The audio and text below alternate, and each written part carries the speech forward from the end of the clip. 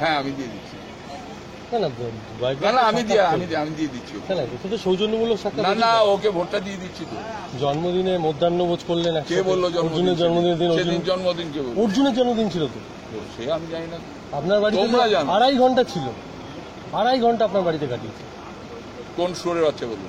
না বলেছি না, কোন সুরের বাচ্চা? আমরা জানতে পেরেছি। কোন সুরের বাচ্চা বললো? আপনি না না আমি বলবো 100 বার। কোন সুরের বাচ্চা বললো? Bring him before me. No, চাকুইটা প্রশ্ন করা যায় না। চাকুজি প্রশ্ন করা যায়? আমি করবো প্রশ্ন? চাকুজি তোমার বাপ মা তুলে আমি প্রশ্ন করবো? চাকুজি ভালো লাগবে? এটা বয়স্ক লোকের সঙ্গে কথা বলছো, শিষ্টতা জানো না?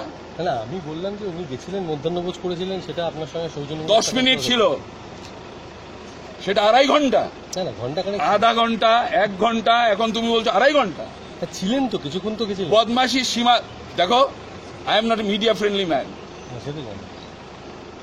আমি মিডিয়াকে তেল মারার আমার কোনো প্রয়োজন নেই। সেটা না, গেছিলেন সেটা তো আপনিও স্বীকার করছেন। সেটাই আরে গেছিল তো প্রকাশ্যে, দিনের বেলা গেছে, আবার যাবে, তাতে কি হয়েছে?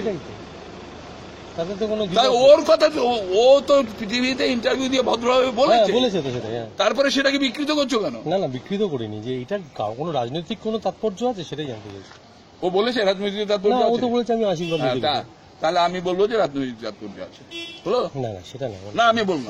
ঠিক আছে, হলো? মেজাজ খারাপ করবো না, যা ইচ্ছা তাই প্রশ্ন